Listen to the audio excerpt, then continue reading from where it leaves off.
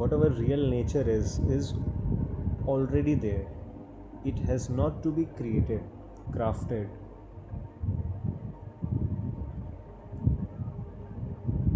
So what are these spiritual practices about?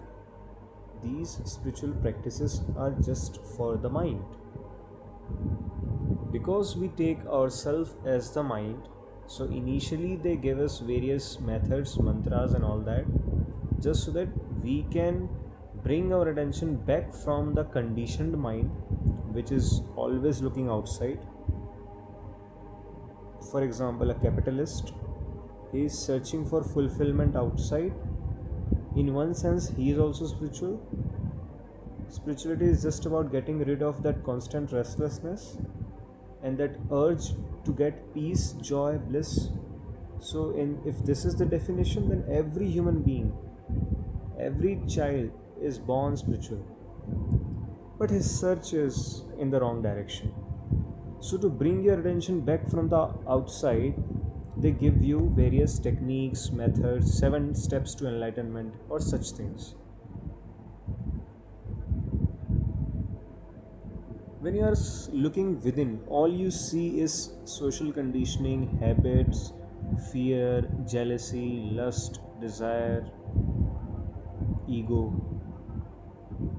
All these methods, if they are helping you reduce your restlessness, then they are absolutely fine. But if they are just increasing the layer of your conditioning, if they are being burden on you, if they are becoming part of your conditioning instead of removing your conditioning, if the medicine is becoming another layer of the tumor instead of getting rid of the tumor, then we should avoid the medicine first. So all the spiritual practices that you are doing, if they are helping you see your conditioning more clearly, if they are reducing your ego, if they are making you realize who you really are, then they are good. Self-realization or enlightenment or awakening is very easy for the ones who have had so much efforts in the beginning, in the phase of seeker or beginner. When they have tried so many methods, this guru, that ashram, this discourse, this scripture, this video, that online content, that seminar, that retreat, and they are fed up of spiritual market, then even one shlok of Ashtavakra Gita will give you deep insight into your mind, and then you will realize who you really are. So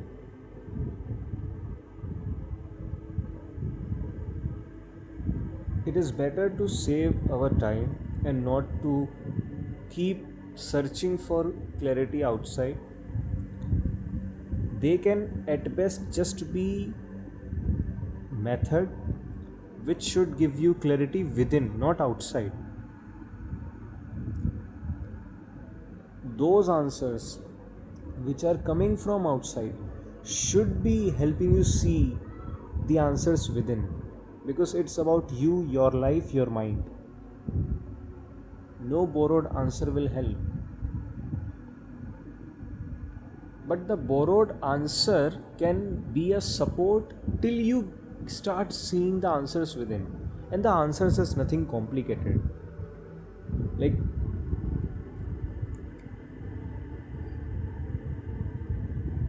you must have heard these 2 words, false self and real self. So this false self is the conditioned self. Let's say you are XYZ, that you are saying that you want to disown the identity of Ravi Kumar. Let's take another name, Rakesh Kumar or Sanjeev Kumar.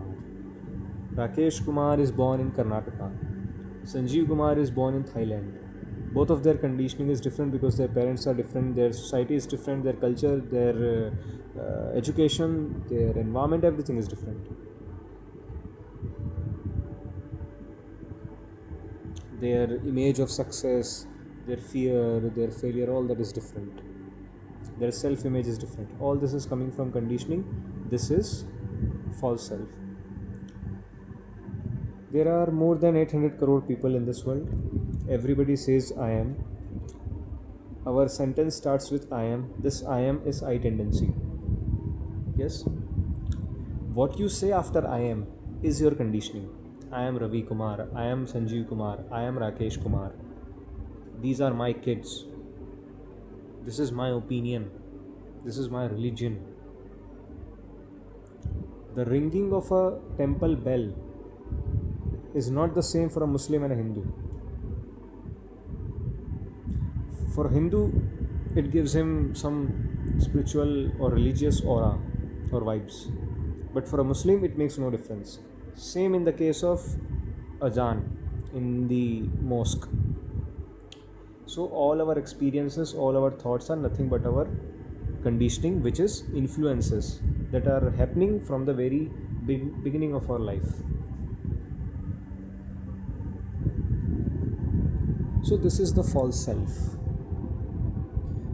We all share one thing, and that is I tendency. You say I say I. But what you say next is our conditioning.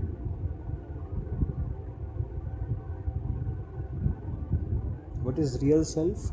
Real self is the awareness, that's all. You have seen your childhood, you have seen your teenage, you have seen your 40 years of life, more than 40 years of life. You have had so much pleasant and unpleasant, both kinds of experiences. There were times when you were so scared, there were times when you were so happy. Where are those sensations, experiences, memories? Where is that body of the child?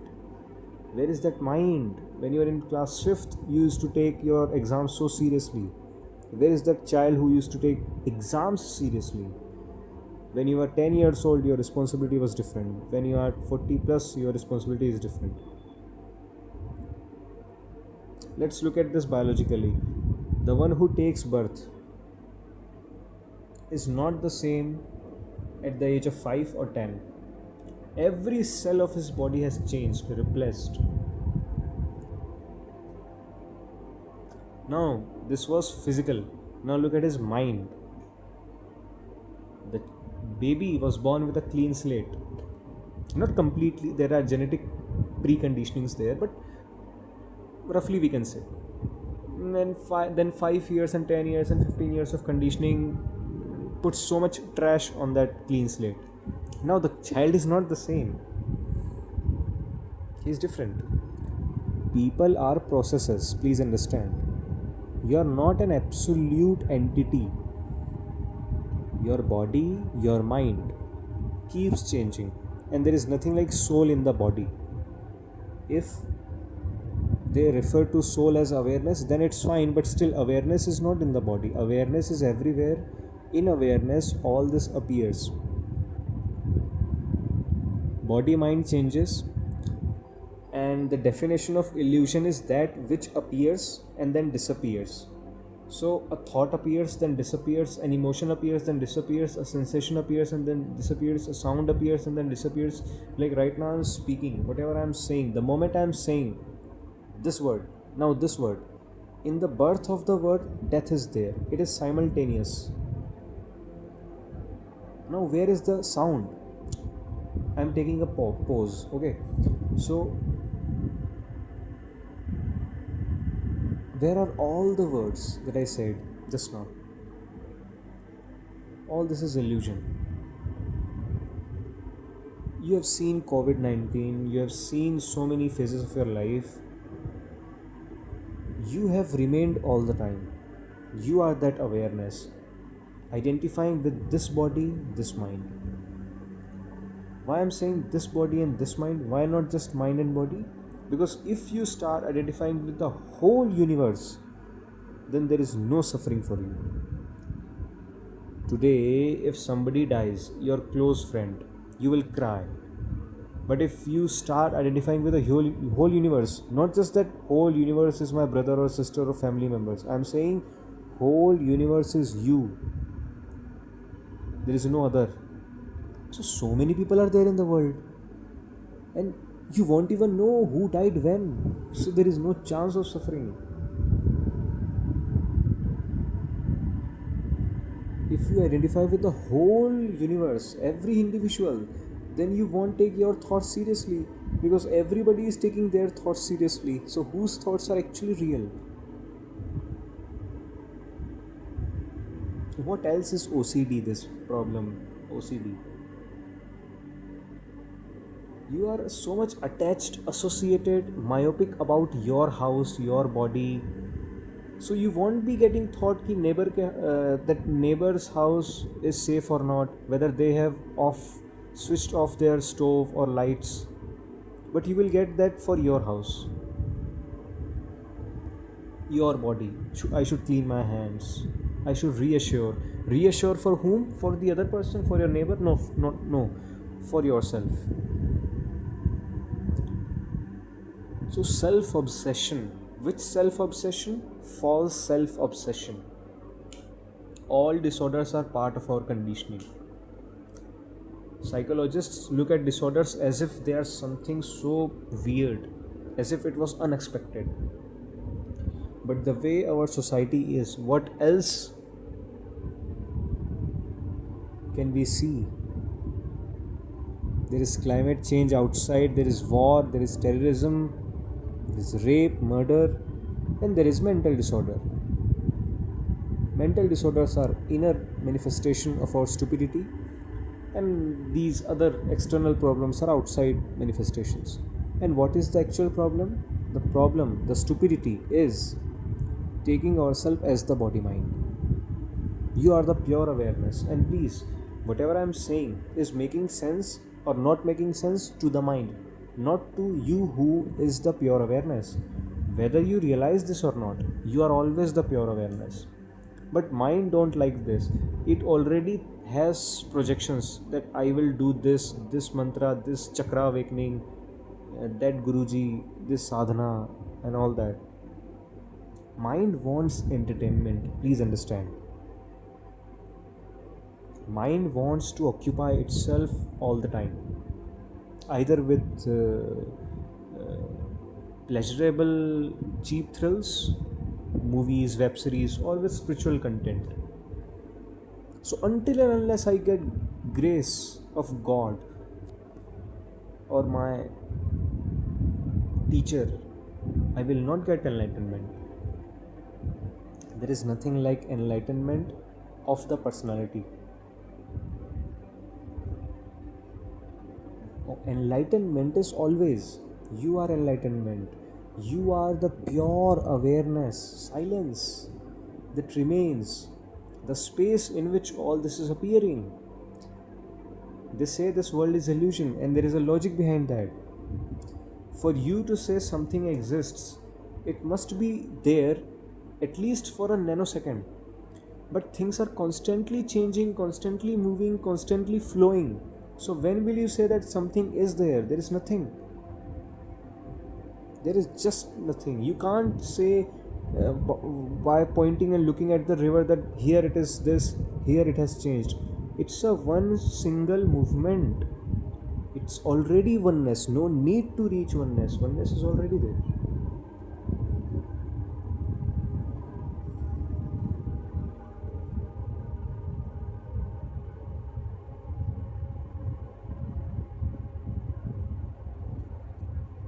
Mind will come with doubts. No, but I should put more efforts. I haven't realized I am not that much deserving for all this. But our ancient people used to do meditation for thousands of years, then only they used to get self realization. It's so easy. Drop the mind. Mind will never give you assurance that you have realized. Mind becomes the seeker. You are always the awareness. You do nothing. It is your own manifestation. This world is your own manifestation, including this monkey mind.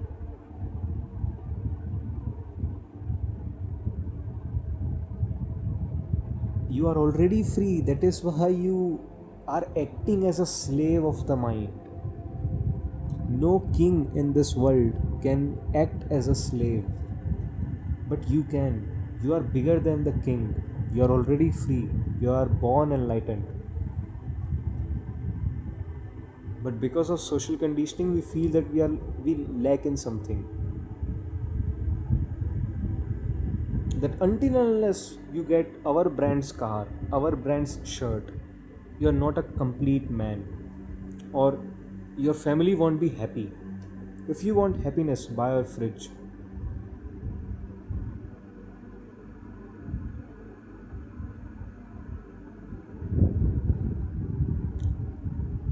If you want peace, buy a furniture.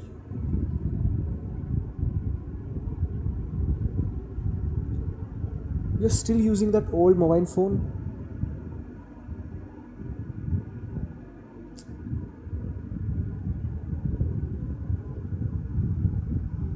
And then parents, until and unless you get to that college, get this many marks, and then this kind of job in a company, this kind of package, marriage before this, kids before this, then focus on kids future, and the cycle continues and you die achieving the thing. This is what is known as neither have you achieved absolute truth, nor have you achieved worldly success. You are just getting crushed in between.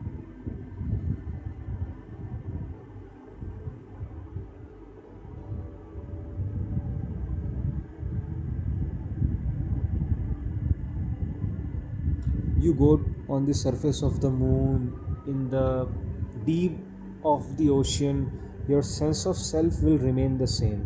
This sense of self is the sense of awareness. Initially, because I hope you know Nisargadatta Maharaj, because his method is very direct. He says the separate sense of self, that this world is separate from me and you are here. This I am. Look at this I am. The more you will observe, the more it will vanish. I have modified it a little bit. I say this I is never alone. It is either indulged in pleasure or afraid of fears. So whenever you are in a pleasurable situation, or whenever you are indulging in a pleasurable thought, please see that the nature of this I am is restlessness. So whatever it is touching, your restlessness still persists. So sex will not give you contentment. The opposite of it, if this I am is touching fear, resistance, danger, threat, then the restlessness is also not increasing. So now fear will not shake you, because it's not easy to directly look at I am, because I am is never alone. So you will have to first of all detach it from all its associations, either it is with pleasure or pain. Pain, you can consider anything that you are resisting, and pleasure, you can consider anything that you are after, you are attracted towards. So when I am is towards pleasure, cheap thrills, it is still restless. And when it is afraid of something future, and how I will pay my bills and all that stress, it is still restless. So by this you will understand that your restlessness is not coming from the situations, from this world, from the thought of paying your bills or your neighbor. They are not the cause of your restlessness. The restlessness is prior to every object that you touch, physically or psychologically. And also, no pleasure can give you anything, because even when you are eating pizza, having sex, you are still restless. Now your I am will start being alone, not touching any object.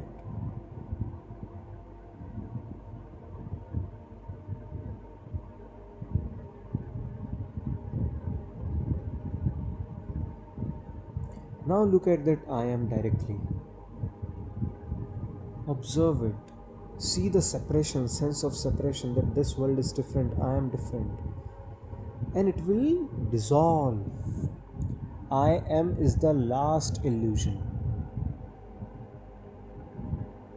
And when I am vanishes, you realize you are always the awareness. And this world, including your body, your mind, your thoughts, your emotions, your feelings, your sensations, your neighbor, your enemy, moon, Jupiter, your favorite celebrity, everybody, they all are just your own manifestations. You are non duality. You do not have to achieve non duality, you are non duality. Even the I am, the ego, your thoughts, emotions, all these are your own manifestations. All that you see here, other than the pure sense of awareness, is manifestation of that awareness, and they are arising in awareness. They are in awareness. You are the space. You are not in room. Room is in you. This world is in you. You are not in time and space. Time and space is in you.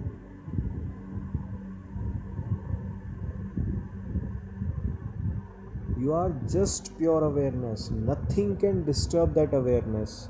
It is untouched, undisturbed, still, ever present awareness.